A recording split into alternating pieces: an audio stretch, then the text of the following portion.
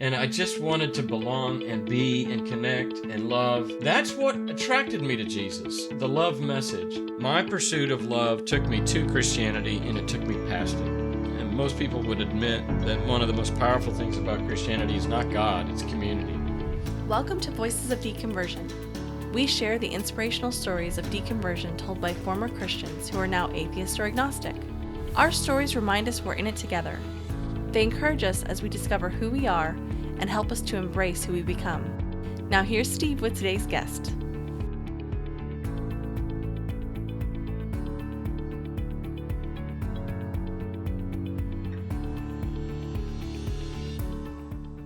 Welcome everyone to episode 55. It's been a while since our last true episode, and I'm very happy to be back. Today I have the privilege of speaking with Cass Midgley. Cass earned his Master's in Theological Studies from Vanderbilt in 2013 as an atheist. However, as a young boy, born and raised in Oklahoma, he walked right into Christianity. For many years, Christianity gave him a great life, purpose, friends, community, and hope. In 2004, at the age of 38, Cass left the church. He began to think about things differently and read things that he never would have previously allowed himself to. In 2014, Cass started the Everyones Agnostic podcast with his friend and former co-host Bob Pondillo.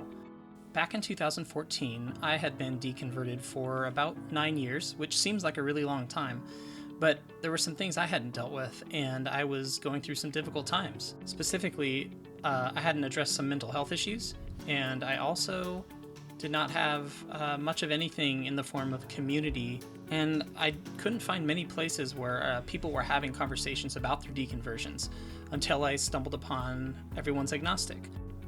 So I tell Cass this at the end of the interview, but his podcast was such an encouragement to me when I was going through some difficult times, and it's had a great impact on so many people.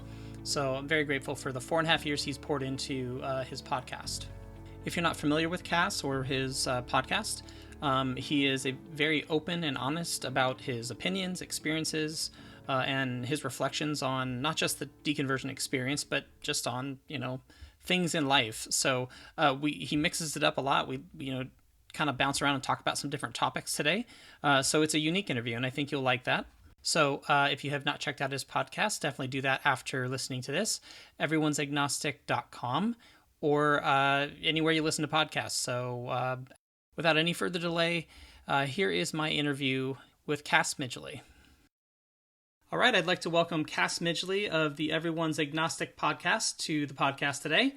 Cass, thanks so much for joining me. Steve, I'm honestly really glad to be here. This is the first interview I've done in a long time, and I'm always on the other side of the microphone.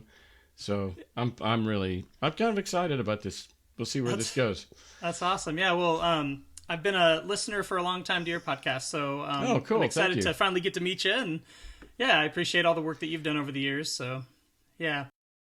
Well, your podcast is called Everyone's Agnostic, and I usually open by asking people why they identify as an atheist or agnostic or whatever. So I'll kind of use the same idea for this question. Everyone's Agnostic. Why did you decide to go with that title? Do you tell people you're agnostic if they just ask you, or do you say atheist? Or Yeah, I'm an atheist, and it's funny because I'm probably more of a firebrand atheist than I come across on the show. But it's been a journey. It took me a long time to get to this place where it just, was just like, okay, fuck it. There's no God. It's over. It's just quit trying to keep, I feel like in CPR or, like an EMT shows up to a crime scene and he's just pumping on the chest, or those electrodes that they shock the body with. It's like, I tried to keep God alive for so long that it's like everybody around me, if you're at a crime scene or whatever that scene is, and the EMT just won't give up, they're like, dude, he's dead. He's dead. So that's kind of how it was for me. But when I say a long time, I'm talking about like 10 years, really. Yeah. But if I were to, hell, I could even say 30 years, because way back, even when I was, I remember a summer camp experience where I was Christian summer camp, and it was one of those rooms where probably a dozen bunk beds. And so 24, right? I mean, so like all boys, the pastor's there, and the rest of us are just young men, young boys. I think it was either junior high, middle school, somewhere in there.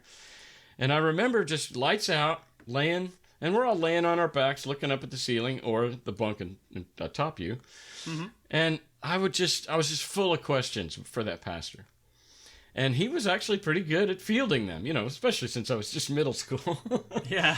But I was full of questions. So it's funny, I was about to say it took 10 years, but I had doubts from the beginning. I had questions from the beginning. And I think, I listened to a couple of your episodes to get ready to meet you and to be on the show.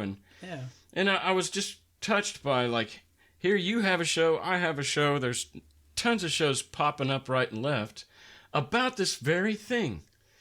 And I know podcasts are new because the internet is new and everything, but I'm 52. But I've never seen anything like this as far as a groundswell of people saying, I don't believe anymore. Yeah. It seems like a massive movement. Yeah. I kind of go back and forth. Like sometimes, especially when I first deconverted, I thought like, oh man, here we go. Like everyone's like deconverting and, when I deconverted, Hitchens and Dawkins and Harris, all the books were coming out like as I was deconverting. And so it was like, oh man, it's going to just like sweep the country. And And then of course, it sort of didn't really. Yeah. I mean, I think we're getting more and more secular, but it's a lot more incremental than I think I was thinking. So I kind of go back and forth. I'm not sure if this is just like a phase. That's a great point. No, that's a great I don't know. Point. Fits and starts, right? 2 steps forward, 1 step back. But yeah, it felt, I'm sure, especially around 9/11, because that's what spawned those books from the Four Horsemen. Yeah. And it was significant for me because I saw faith on display in a very, and I know this is controversial, but to me, I had this faith that was, I even literally had shirts made that said, whatever it takes, which is kind of an end justifies the means type radicalness. That it was a Christian shirt? Yeah, it was a Christian shirt. It was the ministry that I had started. And my point was, we're going to save this city. Jesus is going to be proclaimed Lord of the city, whatever it takes. And I guess it had the tone of like devotion. And you think about the scriptures that say, I'm not ashamed of the gospel if you deny me before men. These things that kind of foster a machoism of Christianity. And so I wasn't ever like a super macho guy, but I did take my Christianity serious to the point where it was like, we're going to save this city. And I prayed for hours and et cetera, et cetera. And then when I saw those guys fly planes in the buildings, they kind of put my faith, I look like a pussy compared to their devotion and their balls. And then I went, oh my gosh, is that where this is going? That whatever it takes and end justifies the means is like, you can fly a plane into building, killing thousands of people and feel like you're doing it for God? Is that where this is going? So, anyway, that's what spawned those books, and I think there was a surge that you experienced. I, on the other hand, wasn't ready for it in 2001. I saw Hitchens' books on the shelf, God Is Not Great, probably around 2003. Maybe it came out 2004. I think I discovered them around 2005 or 6, so maybe I was off by a few years. But but that's when that time. That's what sparked him to write the book.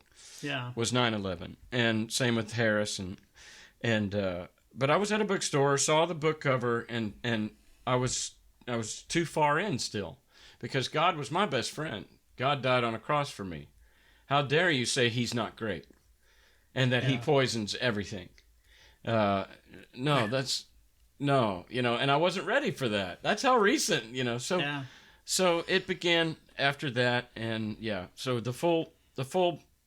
I'm an atheist, but getting back to your question, I named the show "Everyone's Agnostic" because I think it's a point of humility. It's a starting place for, to quote an Old Testament scripture, "Come, let us reason together." come and let's discuss this. And if you start as a fucking know-it-all, then we're not going to get anywhere. So just let's start with the admonition or admission that I don't know. And I'm actually curious about what you think. And I'm actually listening. I love this notion of seek first to understand your opponent. And secondly, to be understood. And so it's a place of humility. I've been scorned for the name of the show, but I don't give a damn. What was that? I said I've been scorned for the name of the show, but I don't give a damn. I mean, I had David Silverman on the show. He was live right here in the studio. He was visiting Nashville, and he took me to task on the name of my show right in front of me. Really? So wait, now I'm gonna show my ignorance, but is he the president of American Atheists? Yeah, he was, okay. Until he got accused of some sexual misconduct. Okay. Yeah. So he was taking you to task over the name of your show, because they're real hardcore. Well, he was, and okay. And I understand his point. His point was, dude, atheism is a word that is completely misunderstood. It has a bad name, and the sooner that all of us rally around that name, then the sooner we're going to kind of dispel this bad image that we have. Yeah. Nobody knows what a humanist is. Nobody knows or understands what a free thinker is. Nobody understands what an agnostic is. Let's help the world understand what an atheist is, but it starts by all of us owning the term. And that was his point. Yeah. Well, people have said a lot when I've asked them on this show, they refer to themselves as, and I know you've heard this, an agnostic atheist, Yeah. And I agree, technically that is the correct term. I just choose atheist for simplicity, and I do think it's important that that term be destigmatized, Yeah. So, well, but whatever people want to call themselves, And the truth is that we're all, including all, I mean all Christians, all Muslims, every human on the planet is an atheist when it comes to certain gods. Every other god, yeah. Yeah, every other god but theirs. They're an atheist. They don't believe that God exists. And so they are atheists, and we're just atheists of all man-made gods. Now, the reason that somebody might be moved to start that word, or preface the word atheist with agnostic is when it comes to being able to know that there's no God. No, you can't. Right. Nobody can say that, and it's arrogant to say that. So it's just another way of being humble in that sense. Yeah, I think that's true. So I've heard your story through the years, like off and on, when you've kind of given bits and pieces of it, and when the early episodes where you talked about kind of your background a little bit more. But something that I was thinking about that I haven't heard a whole lot about is kind of the early years. Yeah. And I always ask people about kind of their childhood and how Christianity impacted it. When you think back to your childhood, so what are some of the things you remember as far as the Christian influence? One of the things that we ex-Christians have to kind of deal with and maybe fight off is shame or regret for, what the bad decisions we made. And one of mine is my mom and dad were just good old liberal, progressive, non-radical Presbyterians. They were? Yeah. Interesting. I don't think I knew that. Yeah, and it was kind of a beautiful thing. There are some practices of Christianity that are so benign and they're just so mushy and whoosh, and had I stayed there, I probably wouldn't have been traumatized by the radicalness that I took on. But at a very young age, I was like 11 years old, and by then I was already a drummer, and a trap set drummer. And the local church in my rural Oklahoma town of 2,500 people, they had a more vibrant youth group, and they had a musical group, a singing group, and they needed a drummer. And I was, they recruited me to play drums. There was girls there, and, it was just a very exciting thing. Well, unbeknownst to me, rather naive on my part, is that I sat under the teaching there. Because after the songs were over, and get off the drum set, and you go sit in the stand, or sit in the, the pews. Yeah. And they started preaching this radical Southern Baptist, hellfire, damnation.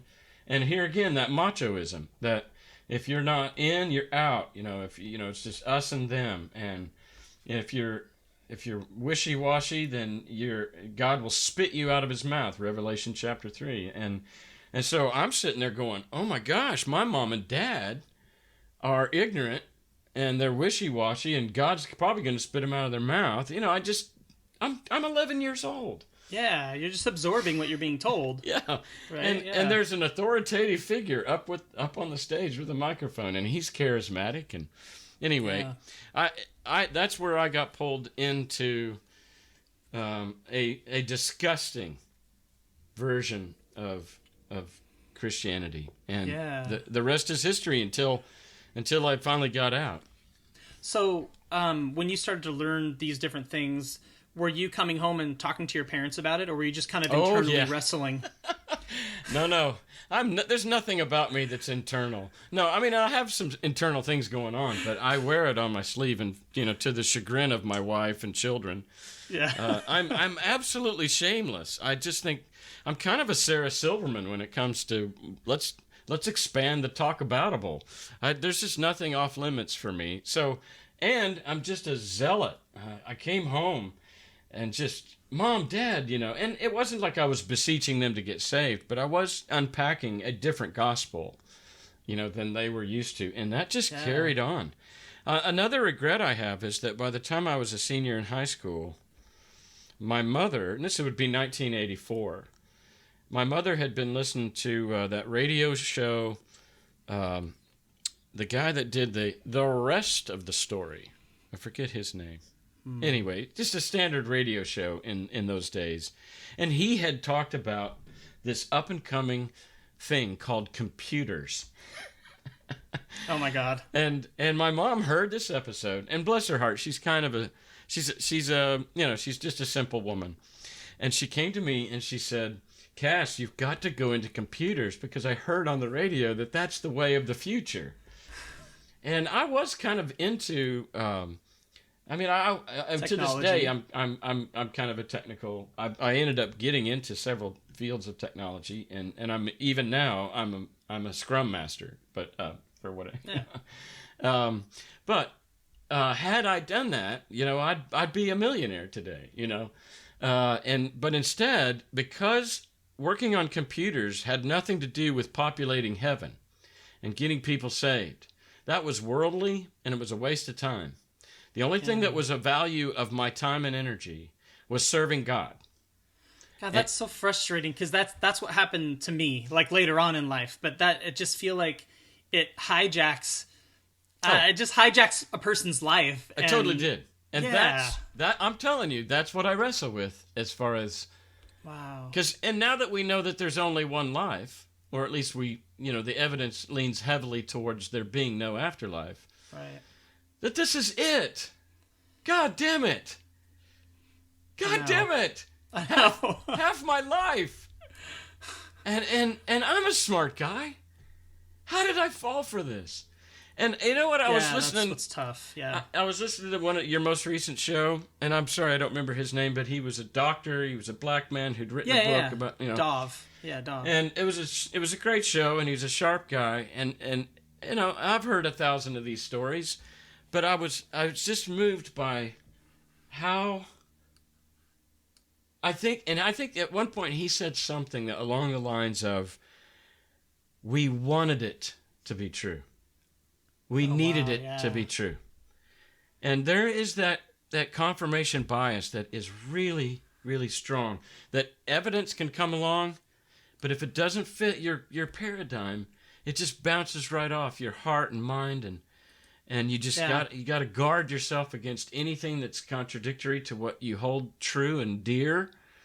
And that's how we did it. That's how we stayed, credulous for all those years.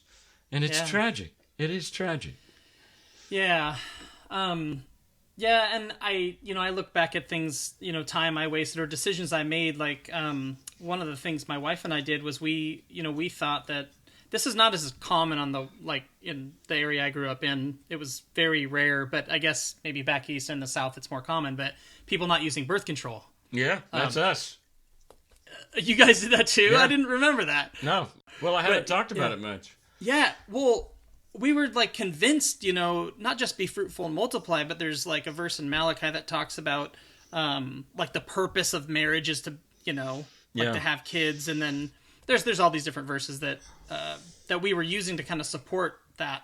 And we love our kids, and like they're the best thing about my life. Like Absolutely. my wife and I would agree, like love them to death. But like if we could have just hit the pause button on the parenting piece and just like delayed it and had them a little later, like it would have been easier. I mean, there's bonuses to No, I hear you. Having kids get out of the house early, but yeah, you just look back and there's just these times you're just like, God, what would my life have been like? But does it do any good to do that? I don't know. And there you are. That's our dilemma. It doesn't do any good to have regrets. And so but that's the tension. And I think something that you and I and anyone who's gone through this process have gained in the spite of our sacrificing maybe good life decisions for poor life decisions, I think you learn compassion for people in general, but I think especially the evangelical Christians that are still out there, like, I get it. I get them. Thank you. No, totally. Because, and getting back to like David Silverman and such, we found out pretty quickly, and I say we, because there's a tribe here in Nashville that is just a most beautiful thing, and we're all ex-Christians. And there's a conference here in Nashville every year called NanoCon, the Nashville Nuns Convention.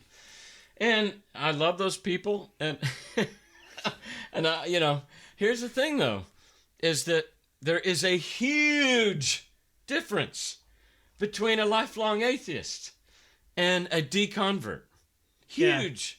Yeah. And they don't get us. And, I don't know, we might get them, but they, there's just very little compassion on, just like you said, they in some ways, I agree that it was stupid that I fell for it for the first, 39 years of my life. Yeah. But now you're right. One of the great gifts of that is that I can be compassionate towards the majority of Americans who are still in it, and they, it's a good thing. Yeah, that's really cool. Well, let me go back to what you said about children, because I think it's another great point. There is this trust, faith and trust, and we had trouble conceiving our first child. We'd been off birth control for maybe a year, and we weren't having a baby. And we called a friend who happened to be a Gothardite, Bill Gothard. Yeah. I don't think they were full quiver, but they did have a lot of kids, and they were dear friends of ours. And my wife was on the phone with this friend, and she said, to quote a scripture, "The Lord opens wombs and He closes wombs," and it's kind of up to God, right? And so we had an appointment with a fertility doctor lined up. It was a few weeks away, but when she got off the phone with that friend, she canceled that appointment. And within weeks, we were pregnant. Oh, wow. And so it was just too coincidental for it to not be supernatural. Right. Well, she had faith, yeah. At that point, because God gave us a child, when we trusted Him, we, like Catholics or whatever doctrine that is, decided that we're not going to play God with contraception. Yeah. We're going to trust God just like we did with our firstborn. Well, as you might imagine, Steve, our first two are 15 months apart. Our second two are 19 months apart. And our third and fourth children are 22 months apart. So we had 4 kids in 5 years. And at that point, we realized we're going to have 100 kids before menopause. Right? My wife's great-grandmother had 17 kids. Oh, you fucking kidding me. No, and she would mention that to me. And, like, part of you is like, that's a lot. Like, that's not 9, which is a ton. Oh, that's like double 9, It's like crazy. So, yeah, like you said, as you can imagine, you get pregnant. Well, and here again, I like this word tension. And the tension is, and I felt it in your voice when you were explaining it, because you're like saying, wow, we were really irresponsible to have that many kids in that short a time or whatever. Especially how flippantly we brought human beings into this pretty fucked up world. Yeah, totally. However, and this is where you were like apologetically backpedaling, is they are amazing human beings. Yeah. And they're the best thing to ever happen to us. They are far superior to us, as far as they really are taken off from our shoulders. Because for one thing, once I left the faith, they were pastors' kids for, probably the first 10 years of their life. Yeah. They dumped it they just dumped it. They never believed. They just were going through the motions as pastors' kids. And once I said, kids, I don't believe anymore, we thought maybe it would be traumatic for them. Nope, they were done. So what about your wife when that happened? Yeah. I mean, was she on board at that point or no? No. And it's scary. Wow. It's just scary. It's just scary. I mean, the reason that religion exists is life is scary. And the notion that there really is just no meaning to this chaos, that's just too much to bear. Yeah. Too much to bear. It's just too much to bear. And so whenever you start even hinting, and I'm sure you experience this with, friends and family that are still believers. Your very existence, Steve, when you walk in the room is a threat to their peace and security and warm fuzziness. And so it was tough. It was tough. Yeah. What we did, and I did it too, when I say it took me 10 years to stair-step that out, I started going to very progressive Christian churches, and then eventually a church called Unity, which is a very progressive Christian church, Christian denomination. They're not even Christian, but the Bible is their main text, and Jesus is their main guru.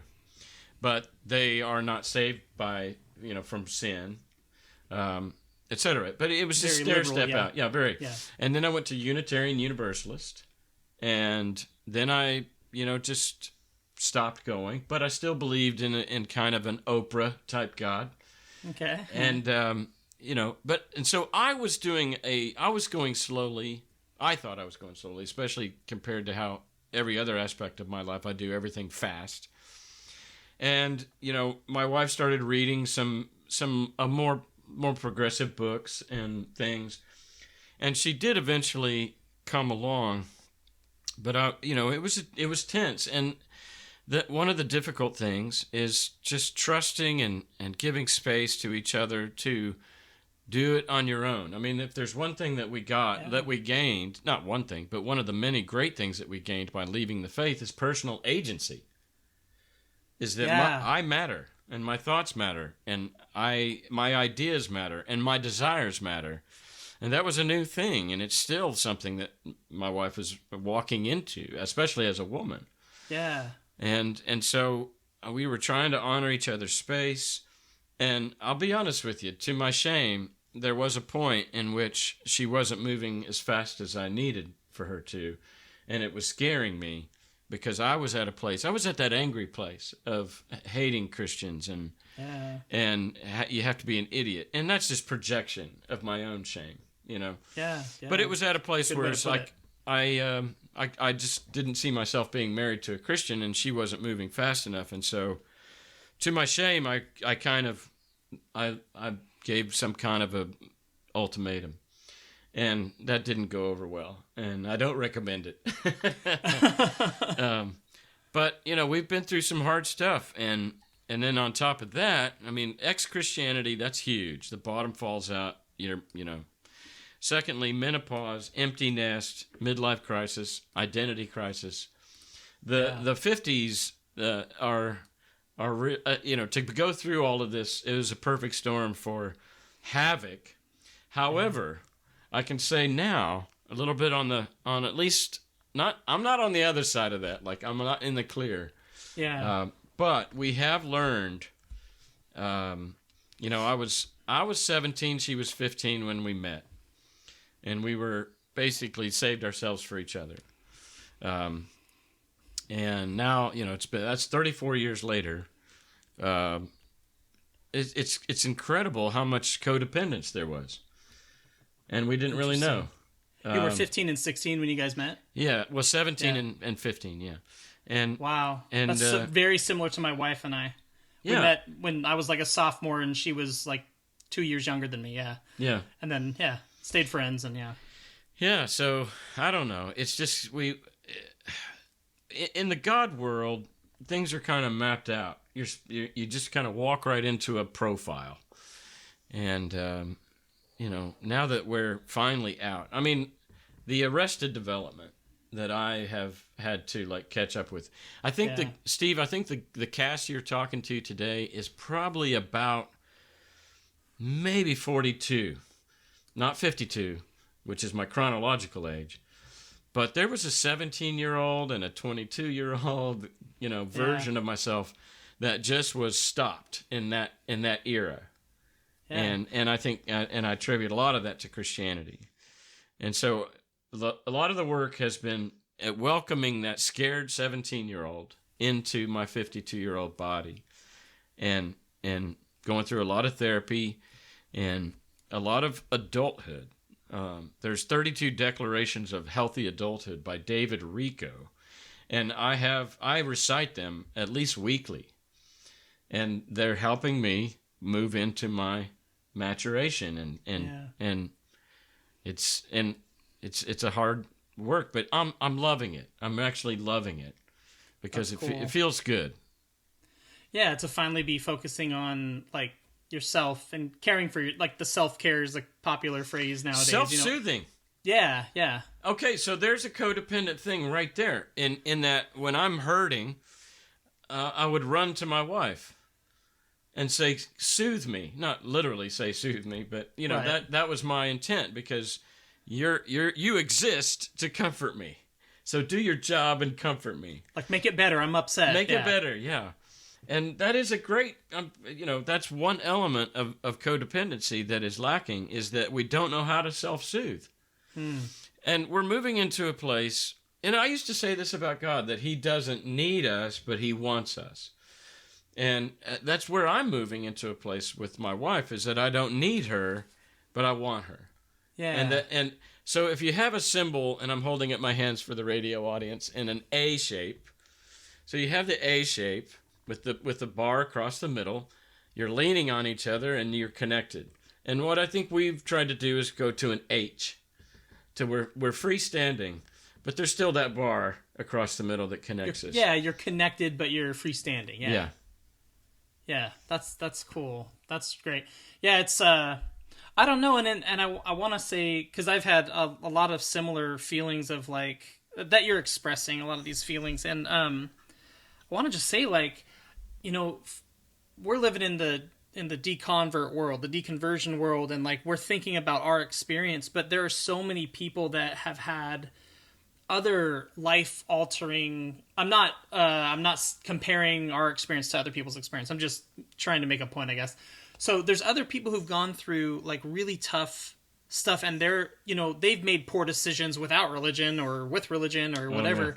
And have derailed their life, or they had a messy marriage, or they chose a career that was horrible, and they've ended up in similar places, maybe, stunted, or feeling like, oh, I have to work on myself. I feel like we're all, like we're just human in that sense. Like this was our thing. It could have been really crappy family, or it could have been poverty, or it could have been something. But for you and me and a bunch of others, this was our thing, Yeah. I don't want to say our cross to bear, but you know what I mean. Well, here's the value of what you just said. One thing that is, I think, really toxic for any human being, and this sounds like a conservative principle, and maybe it is, I don't care, but it's true. And that is, seeing yourself as a victim is not helpful. Yeah. And what you just said, because basically what I've said up till this point in the show is, poor us, Christianity robbed me of adulthood, robbed me of maturation, robbed me of a good career. And what you're saying is, okay, but we can overdo the victimhood mindset and say, poor us ex-Christians. And what you're saying is, I know a lot of people who were secular their whole lives who fucked up their lives with bad decisions, no help from Jesus. Right. And I think that's good. I think that's really healthy and helpful. And I don't want to take away from what you're expressing either, because I think we have to purge some of this stuff. We have to talk about it, and we understand what it's like to go through this.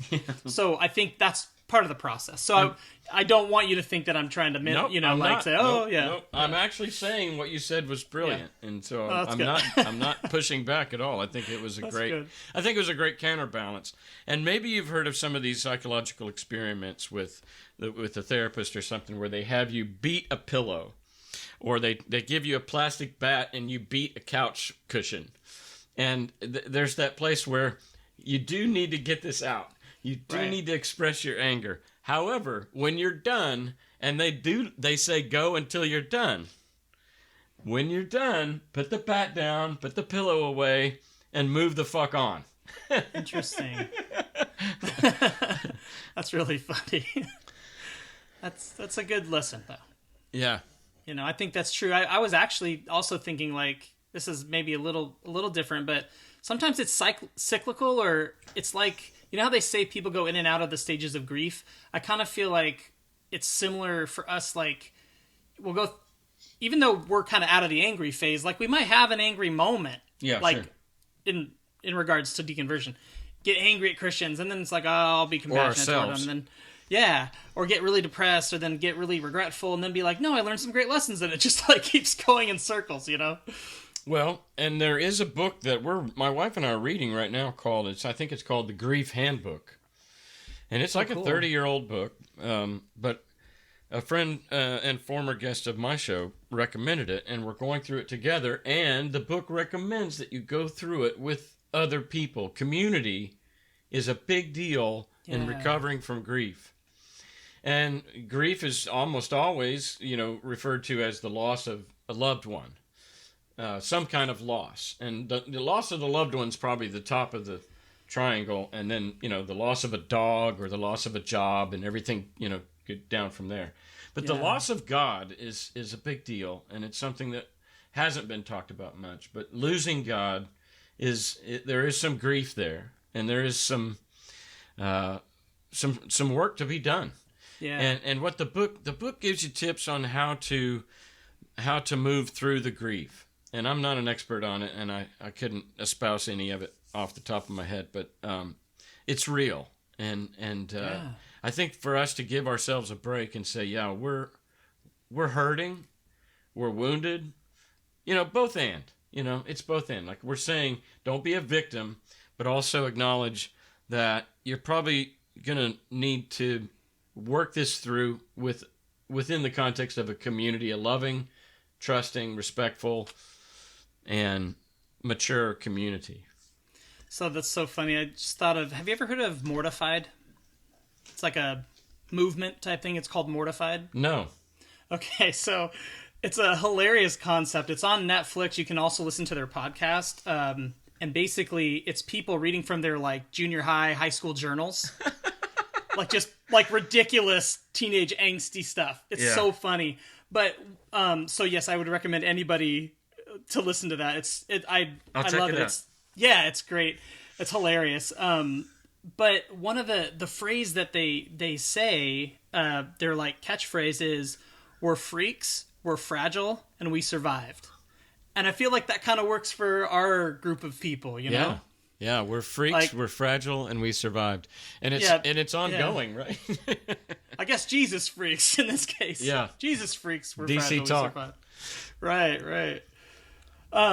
So I was going to ask you, when you were talking about kind of your younger years, when you said you were like 11 when you started to take it really seriously, did you know from that age that you wanted to be in ministry? No, I don't know. That was just, I don't know. Those kind of grew into it? Yeah. I mean, it was just, I don't know. It was almost just the thing to do. My circle of friends. Here's the thing about us in Oklahoma or wherever you're from in America, usually, is you walk right into Christianity just like an Arab or something would walk right into Islam. Yeah. Or, you just walk right into the culture. And, the culture, that's a word that it's cult. It's cult. So it's so, we're innocent, naive little kids, and we walk right into it. So anyway, I just feel like I walked right into it. But whenever I did reach high school, I met a guy who was so charismatic. And if I just kept meeting people who had taken Christianity to another level. And, being, I don't know, competitive or aspirational, or just maybe a kid who needed affirmation. I don't know. I think I was just driven to become the best at whatever. Yeah. And so in this case, Christianity. And so if I found somebody who was more radical than me, then I latched onto him. And in this case, he was, it just inspired me to go into music ministry. So we started writing songs. We were a band. We started making CDs. And so my first move into ministry was music. And it just kind of evolved into youth ministry, but primarily music and youth. And then I started a church from scratch, and one of those non-denom storefront things. We eventually moved into a skating rink. That's so funny how churches do that. Right? Supermarkets. There's a supermarket an Albertsons that went out of business near my house, and it's a Foursquare church now. Right? Yeah. And I guess, I don't know, the presumption to think that you know how to, lead people into, some kind of supernatural.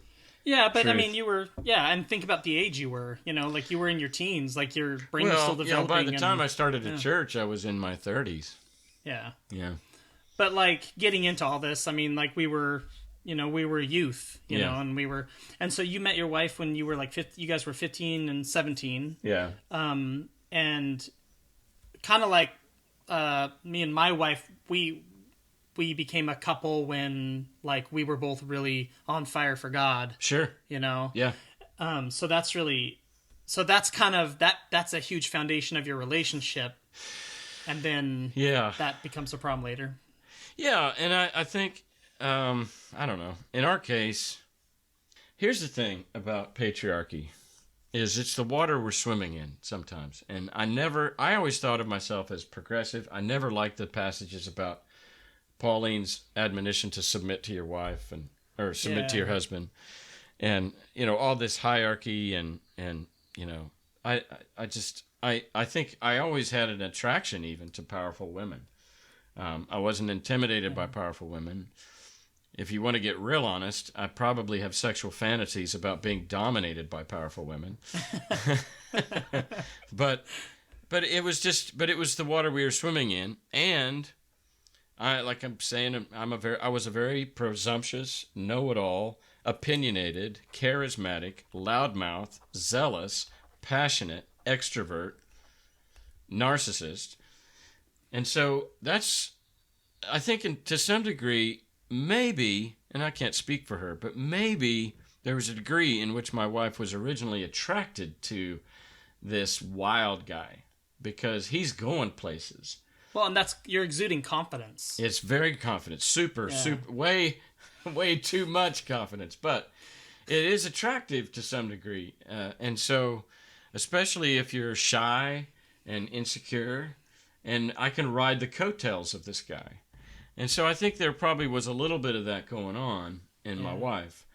And yet, as things go, and I don't know if your listeners might relate to this, but as I was full throttle Christian and then left, and then I became full throttle atheist. Like I'm an activist. I have a show, like you. I mean, we're not idle about this. We're not quiet about it. Right. We want to do something. Yeah. We want to do something. We're doers. And I think there was a degree in which my wife was like, well, what's next? A distrust of like, you throw yourself wholeheartedly into everything you do, and many times they're absolute opposites in this case. Interesting. And so there's an element of, I don't know I don't know who you're gonna be next or what you're gonna do next. And I wish you'd just settle down and be normal. Well, because you get older and things like stability becomes way more important than when you're like teenagers. Exactly. I mean, how many girls fall in love with the bad guy that has a tattoo and a motorcycle, and the parents are scared to death, but she's attracted because he's wild.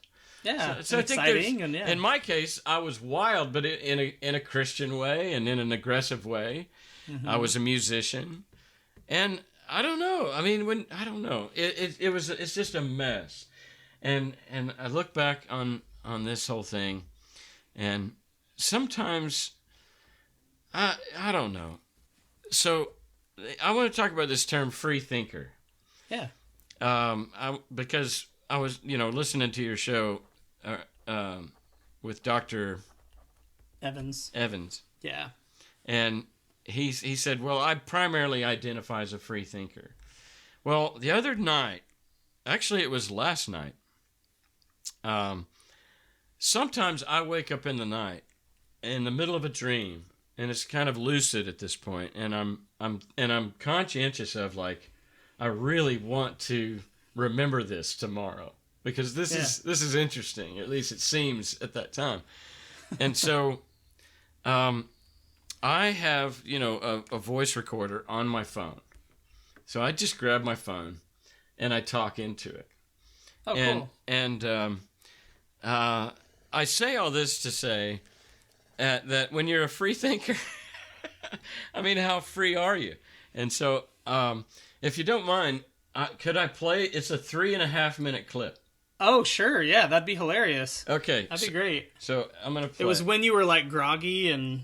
Yeah, totally. Just woke up. and it's just weird as hell. Here it is. Okay, just some thoughts about the Big Bang. We talk about it being something coming from nothing. There's not nothing, it's just not moving. It's a rock, which means it's fully contained and not moving away, not bouncing around.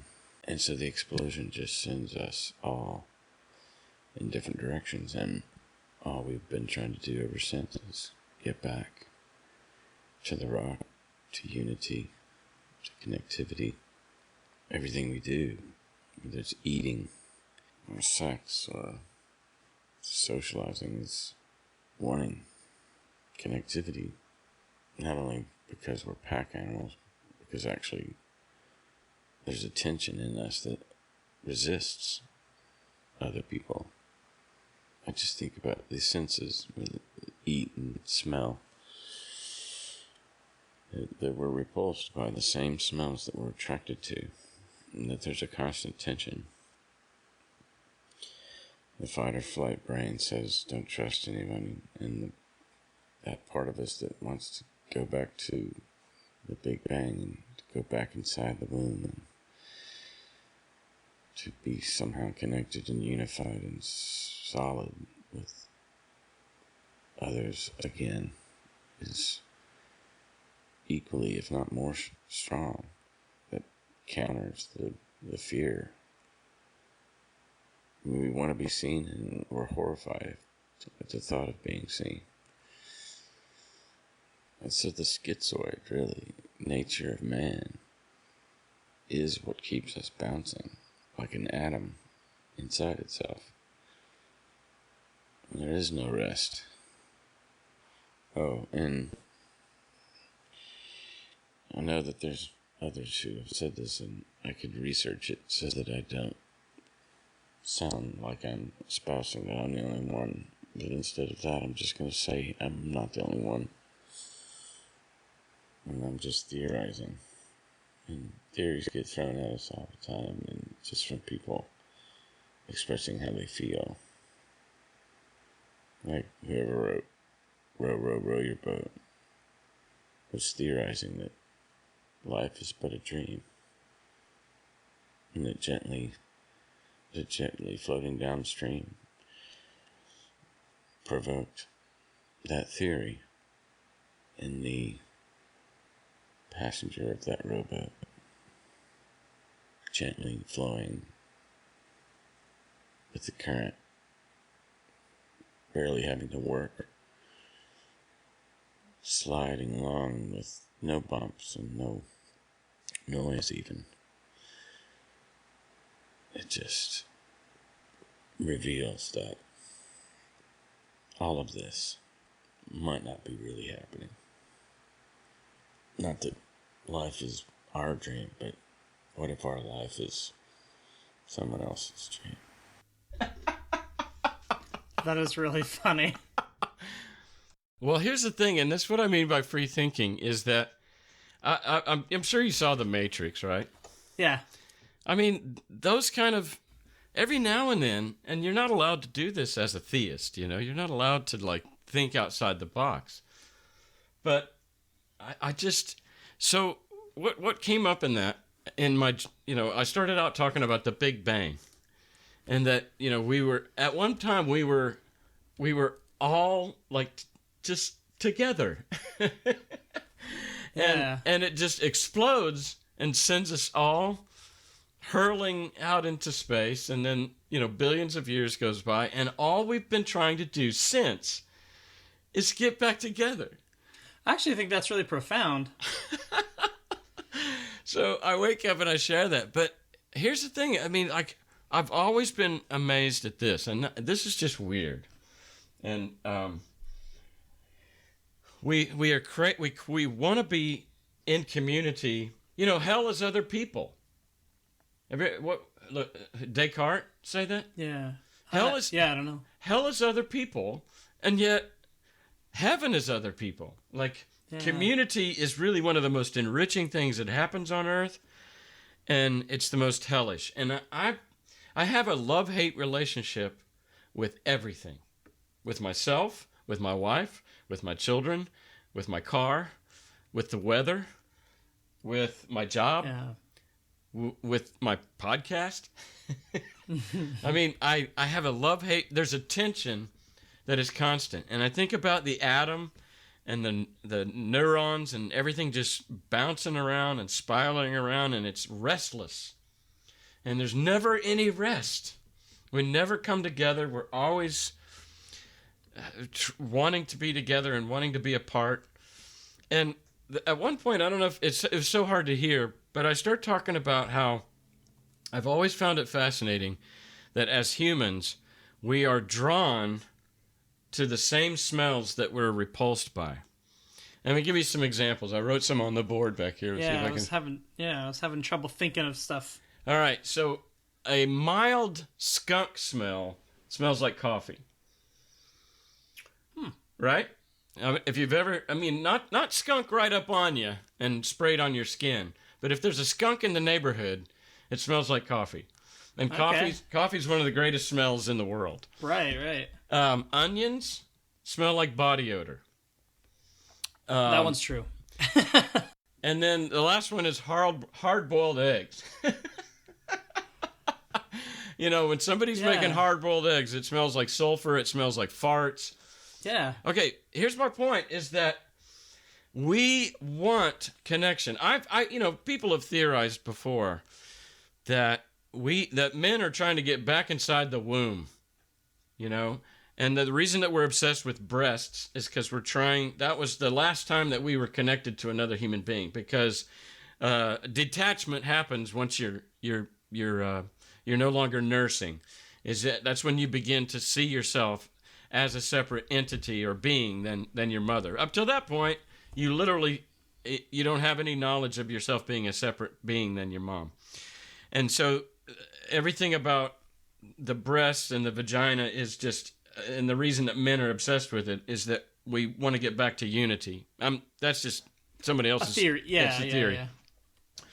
But just that the very thing that we're repulsed by about other human beings. And here's the thing, is that, like, I hate the thought of smelling someone else's hair, especially, you know, just a stranger's hair. I don't want to smell, I'm talking about the hair on their head. Yeah. I don't want to smell their hair. But there's nothing greater than smelling my wife's hair or my children's hair. And it's the same goddamn smell. Right. But we're both repulsed by each other, and we're drawn to each other. And I'm just saying this is the tension of us trying to get back to something. Now, all of this, I decided to share all this just because I thought interviews are boring. And I thought, well, this is what came to me last night in my sleep. And then the last thing that I say on that little dream is that I felt like even in my sleep I thought, I'm theorizing here, and again it's presumptuous. And then so for some reason I literally just went straight to row your boat. Yeah, that one threw me off. Like at first I was like, okay, this is actually kind of interesting, and then he said row your boat, and I was like, all right, yeah, he was tired. Yeah, so but the guy basically theorized. He made a huge presumptuous theory. Life is but a dream. Like life is only a dream, and he got to that by an experience in a boat floating down a stream. Yeah. And I don't know. I'm wanting to give ourselves, going back to that word free thinker. Mm-hmm. I'm wanting to give ourselves permission to be weird, permission to think, permission to try to understand what it means to be human, and to realize that life is much, much, much weirder and unexplainable and unfathomable than we as theists were ever allowed to grant it. Because I think that religions and grand narratives actually try to do the opposite. They try to piece together with duct tape and baling wire what is already chaotic and meaningless and random. And it's so weird, and it's so meaningless, and it's so nonsensical and inane that we've got to make sense of it. And religion is what makes sense. God's in control. I was thinking we put so much trust, because even when we run into cognitive dissonance as believers, we just compartmentalized it because God's in control. Well, what about evolution? I don't know, but God did it, so I believe it. The Bible says it. And we would just resort right back to faith, blind faith, because don't bother me with the facts. Don't rock my boat. Don't rock my world. Don't jar the meaning making that my narrative has created for me. And so as post-Christians and post-theists, we find ourselves out here. And I love the license that true free thinking has given us. Yeah. To just and I think how much more creativity and art could come from people who have put no boundaries and no limits on their own thoughts and feelings and theorizes. Right. Yeah, you're talking about agency earlier, and I feel like it gives your mind agency, not just like what do you get to do with your life, what job do you get, who do you get to marry, but your mind you can theorize about anything. You can consider. This was one of the things that was really big for me was I had been a Republican growing up. That was just the party we voted for. Yep. And then it was like, wow, I'm going to really think about abortion, and I'm going to really think about gay marriage, and I'm going to, and I still was very hesitant on both those things very much. And I just allowed myself to consider both arguments. Yeah. And it was like a wonderful journey, just to learn about those things. Well, and that's, once we deconstruct faith, and we do that by way of saying, hey, wait a second, we start questioning things. Well, once we do that, like you just said, oh my gosh, everything is now subject to question. And, there are no absolutes. And so and I don't know about you, but I have found like things that are cultural constructs, that are man-made constructs, that we just culturally, like it's the water we're swimming in, We just presume that it's true or that it's innate or that it's the way things are supposed to be. And we did that with faith. Excuse me. And I don't know if you've noticed this, but a lot of ex-Christians are questioning marriage, monogamy. Yeah. And just like it was scary to question Christianity, it's scary to question monogamy. So, for example, there's a book out called The Ethical Slut. And one of the things it espouses is that if my partner doesn't like to play tennis, but I do, then I simply go find a friend who does. Yeah. So as to not burden my husband or wife, like making them go play tennis when it's not their thing. Well, I'll go find somebody who it is their thing. Well, the ethical slut theory is that if my spouse is not into some form of sexual expression, you see where I'm going? Yeah. Then you should be free to. Yeah, the person should be free to explore that. Well, that's kind of like polyamory, sort of. That's exactly polyamory. But here's the thing: is that here's the irony, is that some people would say, okay, that person who wants to be polyamorous, they're obsessed with sex. But I would argue that people who are frustrated or angry about me equating tennis with sex, I would say, well, who's making a big deal out of sex? Because I am equating it with tennis. It can be seen from two different ways. I mean, it could be a million ways. One person could be like a slut. The other person could be a prude. It's like those are the opposites. Yeah.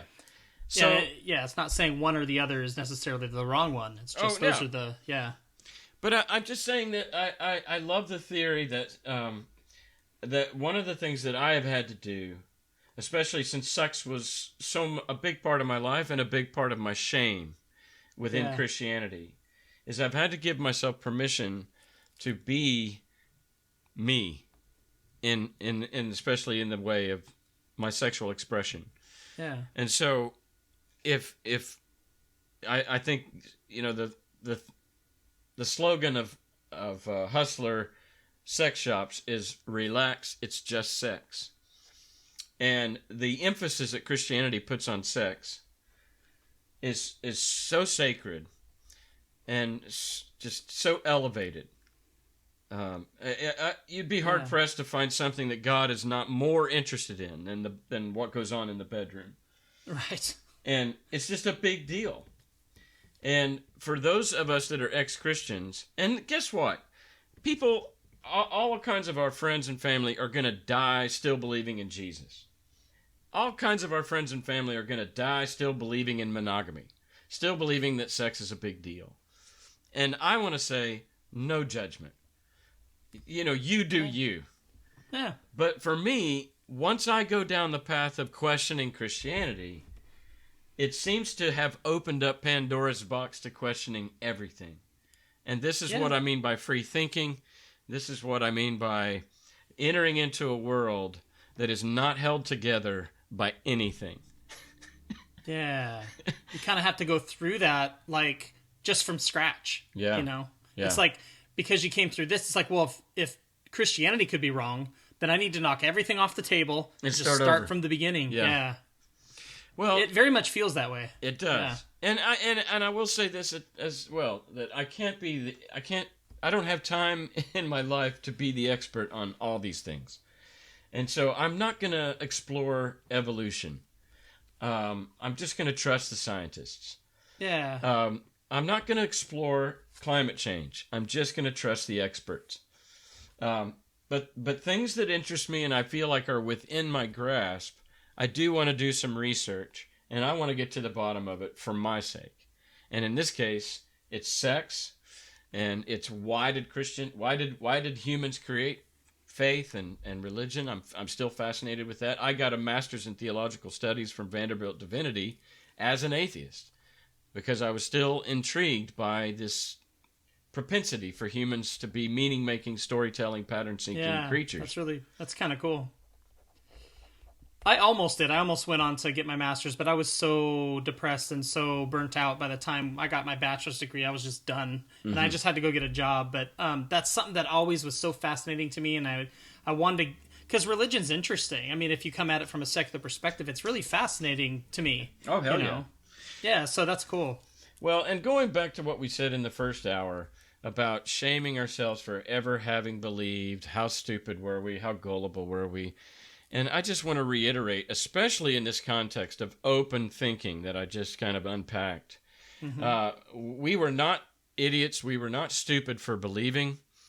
And actually, the next thing to come along that I'm sure your show and your listeners have, and I mean, one of the reasons why your listeners listen to your show and my listeners listen to my show is that they, once they did begin deconstructing their faith, they felt crazy for leaving. Yeah. So we weren't crazy for believing. We're not crazy for unbelieving. In fact, fuck crazy. Everybody's crazy or nobody's crazy. I mean, barring your 1% of humanity that are just absolute pathological and psychological and psychopathic, the rest of us are on some kind of spectrum of crazy. Yeah. There's just That's what you learn when you grow up, right? Like, as you get older, like, you're like, oh, they have a messed up life too. Real quick, and I'm going to be really careful because I'm talking about somebody that I know, but we have we know some people and some crazy things happened in their life recently, and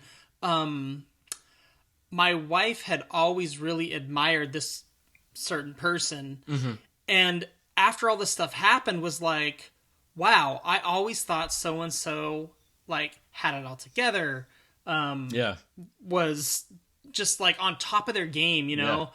And I'm not personally right now like knocking that person. All I'm saying is it's moments like that you realize, like, no, we're kind of all in the same boat. We're all kind of trying to figure this thing out, and we make different choices, different mistakes. We have different successes. We're all kind of, like you said, like, no judgment. Like, everybody's crazy. Everybody's crazy. Now, I think what we do with those people is that we, again, almost like a god, we need somebody to be getting this life right so that we can, like, latch our hopes onto that. And I'm not saying your wife did this, but I think it's a human propensity to say, to create heroes. And it's like, okay, they're doing it right. Like, what would Jesus do? In my case, it's Bill Murray. So I tell myself all the time, what would Bill Murray do? I love Bill Murray. But we do. My wife doesn't get it. I just love it. I love his movies. But when we see those heroes fall... Yeah, that's hard. It's hard, but it's actually a wonderful day in history for us to grow the fuck up. And, that's true. And for us to say, oh, you know...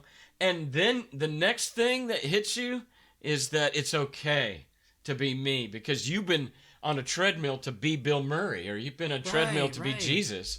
And it's just another idol and altar to be torn down to where you realize it's just us here, and we're all fucked up. And the sooner that we just give each other and ourselves the slack to be, just fucking be. And I love it. And it's elusive. I can't live that way 24/7 because I fall right back into the American competition and consumerism and what are you wearing? How good do you look? How funny are you? How good do you sing? I mean, we fall right back into just insecurities. But at the end of the day, and I just think this is something that, you know, Christianity contributed to. I was driving by a church today, and there's that passage that says, you were saved by grace, not that of yourselves, but it is a gift. And I had never thought of it. You don't think about these things when you're a Christian, but when you're outside looking in, you go, oh my gosh. Even when you do the right thing or you do a good thing, God is right there to say, oh, I gave you that. Right. That was a gift. He gets credit for the whole thing. He gets credit for everything. Yeah. And, every now and then it's just like, oh, just cut yourself some slack for for doing wrong things, and then give yourself some credit for doing right things. Because at the end of the day, that's just it. It's just you and the people that you're in your orbit, that are in your world, and everybody's fighting their battles. Everybody's doing the best they can. I don't know. It's just a great freedom outside of religiosity that has contributed to like capitalism and consumerism and competitivism and fear, the fear of the other, the fear of these immigrants marching towards us, the need to have a gun in my purse at all times, just fear of the other, fear of the monster, fear of the demon under every rock. Yeah. This is stuff that is sewn into the heads of believers all their lives, their neural pathways, and they're burned in. And it'll take, like it did us and many ex-Christians, decades to, neuroplasticity, to remap our brains to where we don't see everybody at Walmart as evil. Let me ask you then. So as you came out of everything, what helped you? Don't know how you said that. Like reconnect, like the neuroplasticity. How did you do that? Like what did you do? What was most helpful in that process? Yeah, and here's the thing: is that rewiring. I'm both an introvert and an extrovert. I relate to Johnny Carson because at least the story is that he was an introvert, and yet he was probably the most visible man in the world at one point in time. As far as the limelight and the world is watching, and he's very comfortable being in front of everybody, so you'd think he was an extrovert. But the story goes is that as soon as he left the stage, he went home, and just wanted to be alone, maybe with his wife or something. But as far as like, and then I imagine that type of person, if they got invited to a party, they wouldn't go, Now, and then you could say, well, you're a narcissist because the only time you want to be with people is when you're the center of attention. Anyway, I digress. But the reason I go there is, as far as your question being like, what did you do to remap your brain? I did go right back into community and community building because I'm a pastor. I did that. I orchestrated communities. I gathered people. I introduced people. You're probably familiar with Bart Campolo and these type of really charismatic pastors that not only are they the ones at the door greeting new people, but they've delegated a bunch of charismatic people and smiley face people to go and make people feel welcome. And even though in Christianity that there was a lot of superficiality to that, there was a lot of falsity to that, there was a lot of backbiting, and of course, as soon as we decided that we didn't believe, they all turned on us. Yeah. And so there is this disdain for community, and I think there's probably a season where you just like say fuck everybody and et cetera, et cetera. But what I did is I went back in by intentionally forming community. The people that I found very interesting and attractive, I started a book club. And I remember you talking about this. Yeah, it was you. The way you put it was like it was your way of being like you wanted to make friends, but like you can't just say that as an adult. You got to like have a reason to gather. Right. It's too creepy. Right, exactly. But what's funny is it's sort of the podcast is sort of acts in some ways like that for me. Like I'm getting to meet people that I find interesting, and I basically get to make new friends. Once every other week. So totally. The podcast has created community all over the world. As far as isn't that crazy? Like, I mean, who knew? I know that I'm 39, so like, but I can remember like when something being worldwide was a big deal. Like, I was telling my son one day, like, hey, look, I have downloads in like Ireland or something, right? Mm-hmm. And he was like shrugged his shoulders, like, well, everything's pretty much global now, Dad. Like, it was no big deal, but like, I think like you understand, like it's real. It's just I think it's just the coolest thing. It is, and so I guess to answer your question, I don't know. I both hate and love humanity. I both hate and love myself. All of that, but I so value what we used to call grace in Christianity, and just saying yes to what is. And I watched the movie with Amy Schumer called I Feel Pretty, and I highly recommend it to everybody. It's not just a chick flick.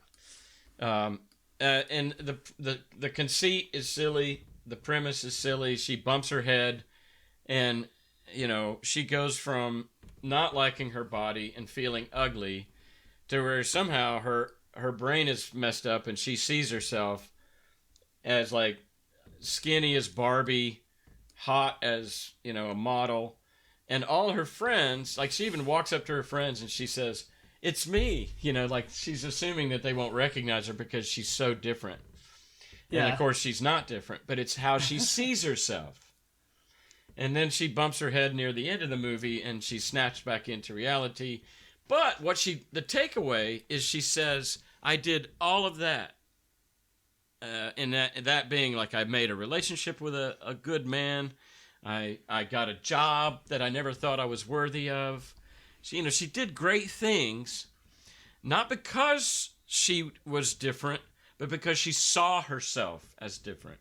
Yeah. And one of the things that we have to heal from, and I think of, I don't know, Lord of the Rings. There was that Theoden, I guess, is a king, and he had a Wormtongue was his assistant, and Wormtongue was just constantly whispering in his ears, self-debasing things about himself, and his confidence and his pride and his chin-upness and his love of what it meant to be him, I guess, just was deprived of him to where he was a shriveled old man. Yeah. And I think that's the message of Christianity, is that as you are, you deserve eternal torment. But you're not good enough. Yeah. Right, because you have to be hidden. You have to be hidden in order to be loved, and you have to hide behind Jesus so that God only sees Jesus. If he saw you sticking out, then he wants to throw up, or he wants to throw you in hell or beat you up. Yeah. And so hide yourself is the message of Christianity. Hide yourself in Jesus. Well, Amy Schumer and the rest of us are coming out and saying, no, this is it. This is my body. Yeah. And this is my face. This is my voice. This is my sense of humor. I know this is easy for me to say as a white, straight, cisgender male in America. This is my world, so it's easy for me to come out and be myself. And I'm goddamn handsome. But I honestly do get really excited when I see people that no matter what their circumstance is, and this goes back to that thing we said in the first hour, victimhood. They don't see themselves as a victim. They see themselves not as a victor either. It's just us. It's just me. It's just what is. And here's the thing about the one life to live and the secular version of there's no afterlife.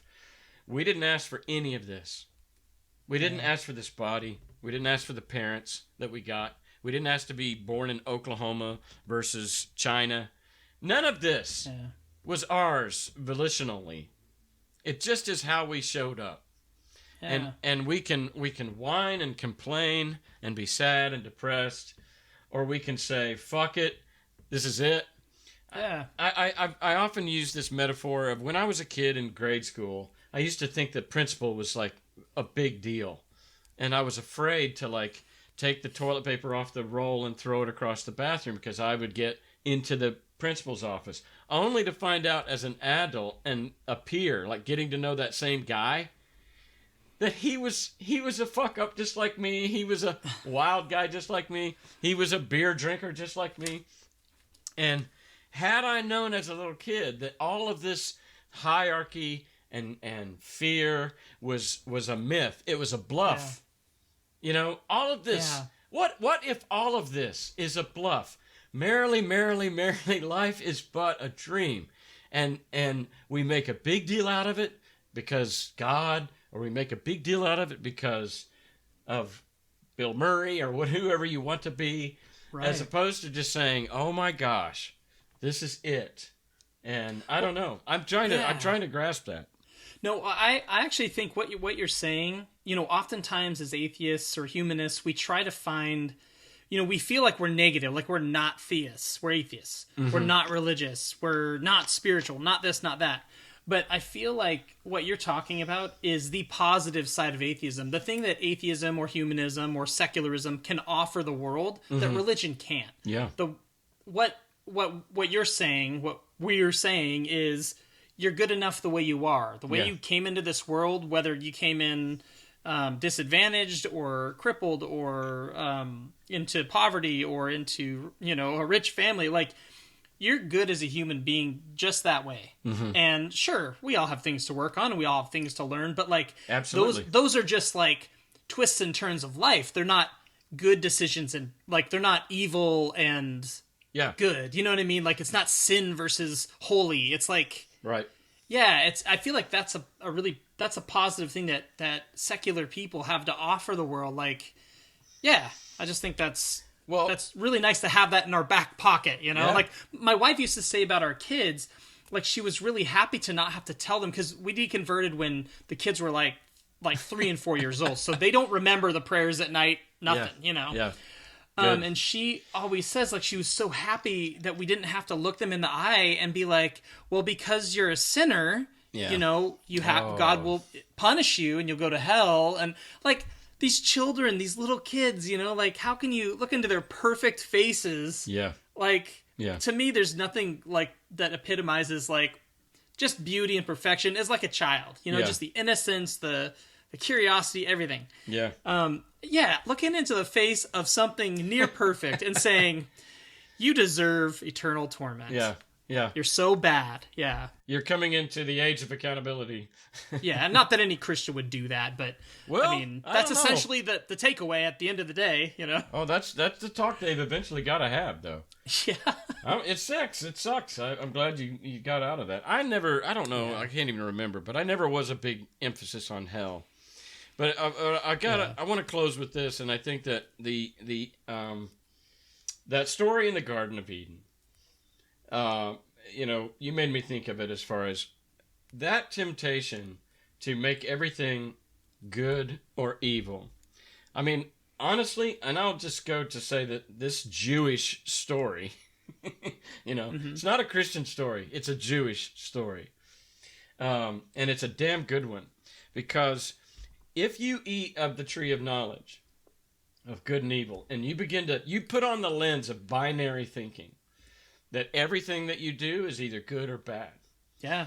Or there's this other thing called life. It's happening. It's already happening with or without you. Get on the fucking train and don't be derailed by judgment. It's already happening. And you are what you are. Join the human race. Get on with like your imperfection and everything that you are. And you're neither good nor evil. You just are. And that's the better tree. Yeah, that's great. No, that's the exciting part of coming out of all this. Yeah, you can find redemptive value. Yeah, free thinker, free agency in the choices you make. It's great. Well, before I let you go, there's a few questions I always like to ask people, and if I could just have a few more minutes of your time. Always. Yeah. So when you think back to the old Cass, the really religious, on fire for God, just Christian version of Cass, and then you think about who you are today, just in some ways, a very different person. Yeah. I always, like to ask people, like, look back and tell me, what's something, even though you've gone through this huge change, what's something that you can look back at yourself and say, this was a really positive thing in me that stayed the same through all of that change. Yeah. What would that be for you? Well, I mean, I've said it before, and I, as that 9 and 10 and 11-year-old kid that got pulled into things, I was, again, I think that I was trying to get back to the Big Bang. I think I was trying to get back to connectivity.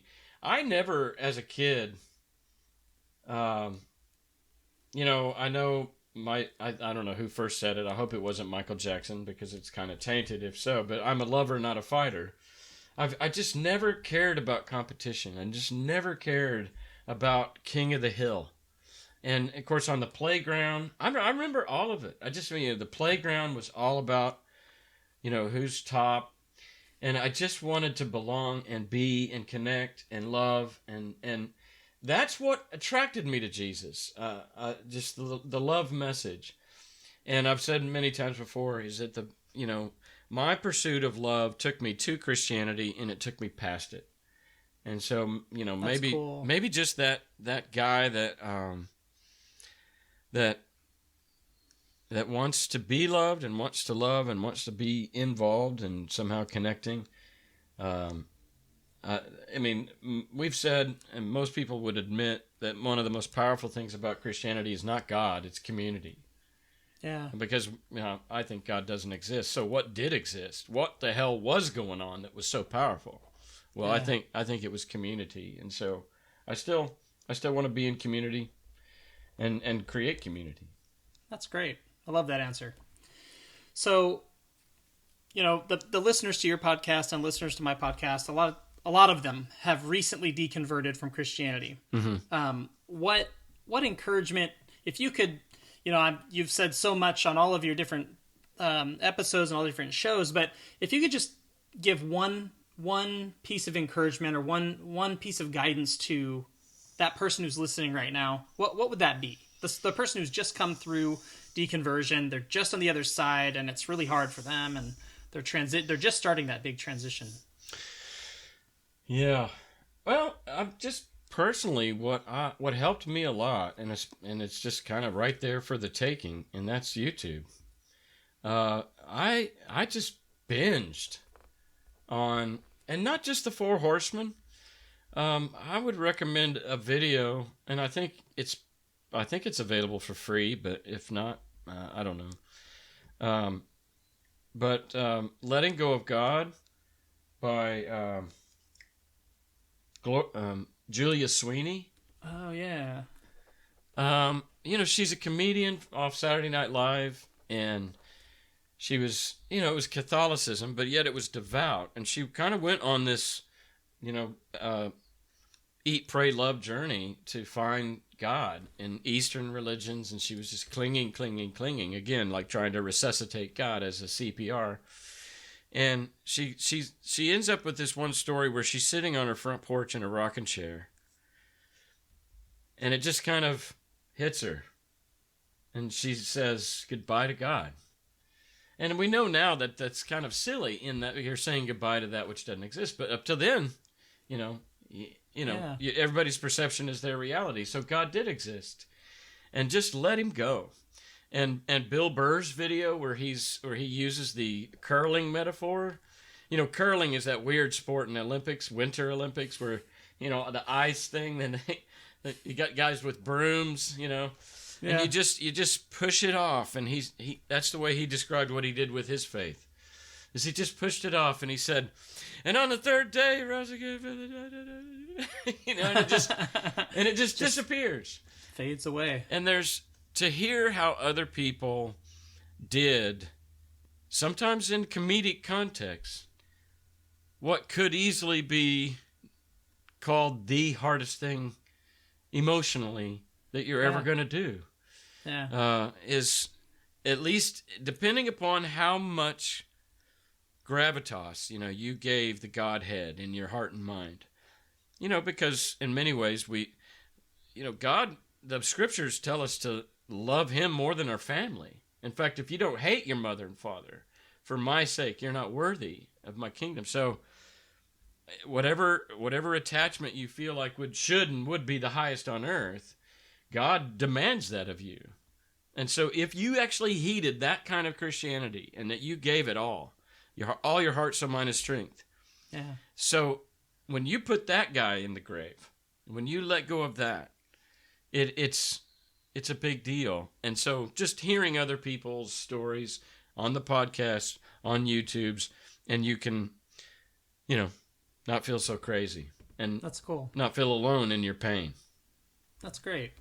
All right. So because you always ask this question, and I've always wanted to answer it, but also ask it of you, what movies are you watching right now, or what TV shows are you enjoying, or what ones come to mind? Yeah. This last weekend I finished, season 3 of House of Cards.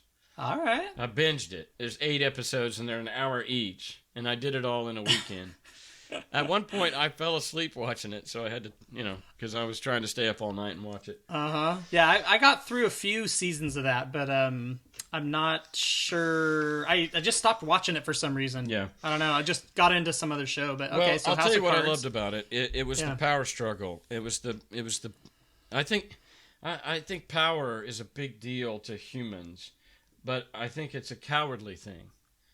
I think if you're insecure, if you're you're just loaded down with self-doubt, or that you're so afraid of your own impending death that you're on a mission to make some kind of mark on life and be somebody. So the will to power, the drive for power, the ruthless step on anybody that takes to get to power is so there in the human species. Yeah, it's fascinating. Did you like Breaking Bad? I did. I watched not as much. Most of it. I felt like that about Breaking Bad. It was this like power thing for him, you know. Well, Walter White for me was somebody who, and I think the reason why it resonated so much with the general public was he was a regular guy. Yeah. And he got forced into a situation where he had to urgently make money. And he just did what was in front of him to do, which was chemistry. And so he was kind of the anti-hero, or at least the bumbling, he ends up in an underworld that he doesn't belong in. Now, he's smart, so he's not an idiot. And he ends up becoming, pretty big, And it corrupts him in the end, though. Uh-huh. I mean, I wouldn't you say? I had actually, the way I felt about it was he was corrupt from the start. Oh. But that just gave him the opportunity to express that. Yeah, well. That's kind of how I it's one of those shows that, like, I love talking about, because it's like, it gets all philosophical. Well, I'm sure that within Christianity, some youth pastor somewhere in your life used the white dog, black dog metaphor in your heart. Feed the white dog, feed the black dog. So if you're, there's two dogs. There's two dogs fighting in your heart, in your mind. That's an angel on one shoulder. Yeah, angel or demon on the shoulder. Yeah. And they're fighting, and you get to determine which one wins by feeding the white dog and starving the black dog or whatever. And forgive the racial metaphor, the black and white. Right. But if you did good things, and if you exposed yourself to Christian music, and if you read the Bible and you prayed, you're feeding the white dog. And so your behavior, if you want victory over masturbation, you want to have a good relationship with your mom and dad, you got to feed the white dog. And I hate that in that context. But what I think you're saying is, I do believe that yin and yang is a true thing, as far as that we have good and evil in both of us. And I don't want to be binary, but it's there. And it's mixed, and that's why there's a little white dot in the black and a black dot in the white. Mm-hmm. But what I think you were saying about Walter White was it was already always there. Yeah. But he put himself in an environment that fostered it and that augmented it. And what you think about, you bring about. I know that's kind of woo-woo, but I think it is true that it's just whatever you think about and whatever you, whatever you fight, because just whatever you give attention to is going to grow. Yeah, and it kind of scratches that itch of, like, humans wonder sometimes, what if I went down that dark alley, that bad path in life? What would happen? And you get to see it play out in his life. I think that's part of the fascination. I loved Ozarks. And I think it was the same. Of that. I think it was the same theme as Breaking Bad, because it's a regular guy. He's just an accountant, and he finds himself in an underworld, and he does okay. But it's every episode is like he almost dies, or his family almost dies, or something. It's just hangs by a thread, and so you can't wait for the next episode, which is just it's just good drama. And then lastly, I have recently been turned on to, and I was reluctant to go there. It took about these shows where one person recommends it, and you go, I don't know, and you never go there. Two persons. Right. And they're people you love and respect, but it's like, I don't think that's me. But after 3 or 4 people, what we used to think was God, it's like... Yeah, right. God's trying to tell me something. Yeah, God's trying to tell me something. But after a while, I got talked into it, and I'm so glad that I gave in, and that is the comedy series with Kristen Bell called The Good Life. Okay, that's one my wife and I are like... What's so great about that show? Oh, I so love now it. you're one of the first people to say that. So I'm gonna count, and when I get to 3, then I'll watch it. Now it's a little bit bubblegummy. It's not intellectual like what Dark Mirror or Black Mirror. Black Mirror, yeah. Yeah, that's a thinky. That's all negative. Yeah. Well, but it's thinky. Oh, totally. It's for intellectual. This is not an intellectual thing, and yet it's just clever as hell. And in my world, where I'm a melancholy guy, I'm a depressed guy. I'm medicated for depression. I need some lighthearted shit every now and then, like Black Mirror and Ozarks and Walter White. It may not help me in my depression. Yeah. Whereas something like The Good Life is really fun. I mean, even for that matter, if we're going to talk about the guy that's in Good Life, something like Cheers, something it's or Seinfeld, something to lift out those of us that are depressed. I think laughter is a powerful source of endorphins next to orgasm. Yeah, there you go. Well, I will make one recommendation, and if you don't like it and you hate it, that's okay. I recommended it to a friend. It was recommended to me by a friend. There's a show, I don't know if you've seen it. It's a cartoon, but it's called Big Mouth. Oh, yeah. You're the second guy this week, so it's a God thing. Okay. I have to do it. It's super vulgar, which I know you don't care. Yeah, no, I love it. It may or may not be something you like, but you got to let me know what you think of it if you watch an episode or two. I absolutely will. Maybe even tonight, because who's the guy that's it's funny, so it's lighthearted. Who's the comedian though that Croft? What's his name? Oh, he did his own show for a while, but he's the voice of the Big Mouth, I think. And he's of the monster, the hormone monster. Maybe so. Okay. I forget his name, but he's a genius. And I think it's great. Well, like Maya Rudolph voices one of the characters, and then one of the guys. There's some people who are well-known comedians that are some of the characters. So anyway. And I think comedians. I think all comedians are geniuses. I don't think you can make a career as a comedian and not just be off the chart brilliant. Yeah. And broken. Exactly. And I love broken people. It makes people interesting, and it's very human. We absolutely. like it when people are vulnerable, Well, and I think one of the themes throughout this whole conversation is everybody's broken, and there's just a few of us that admit it. Yeah. And the rest of you putting lipstick on that goddamn pig can go fuck yourselves. And that's the takeaway. Because once you fuck yourself, then you're going to join the rest of us and know that you're as dark and lonely as the rest of us. Join the club. Yep, exactly. I know that's dark, but I think it's reality. That's the thing, is if you can find love and joy and happiness with your eyes wide open, not through any way or means of denial or delusion or compartmentalization. Open up, open the eyes, look at it all, take it all in, and laugh. That is like human achievement, bar none.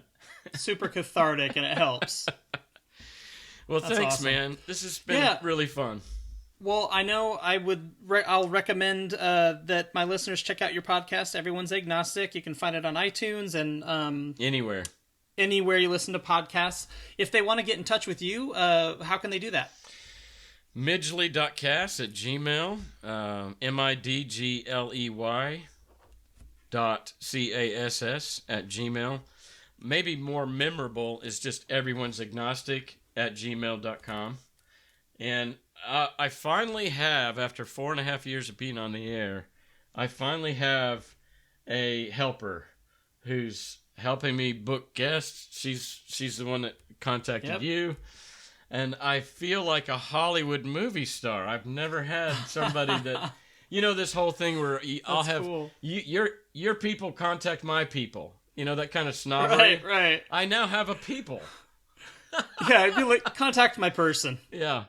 So, that's been a lot of help. Well, Cass, let me just say that, I've been a listener to your podcast for several years, many years, pretty much from the beginning. And for me, there were some real dark times when I wasn't being treated for my depression. And it was cathartic for me to listen to the stories. Oh, man. On your... Yeah. You're going to make me cry. I love that. Yeah, so I appreciate the work you put into this. Having done this for 1.5 years, I know how hard it can be from week to week sometimes, and you question whether to keep going or these things, we go back and forth, but Yeah. the fact that you stuck with it this long, it's doing good. Listening to your podcast was one of the things that just convinced me, like, I have to have these conversations. I just can't listen to them anymore. I need to get in there and meet people, and so. Well, you're so good at it. I truly do appreciate what you've done and what you continue to do. So. Well, you're welcome, and I'm inspired by your comments. Hopefully, I can keep doing it if the Lord wills it. There you go. Thanks for listening to Voices of Deconversion. Be sure to join us next time by subscribing to the podcast. If you'd like to learn more, check out our newsletter at vodpodcast.com.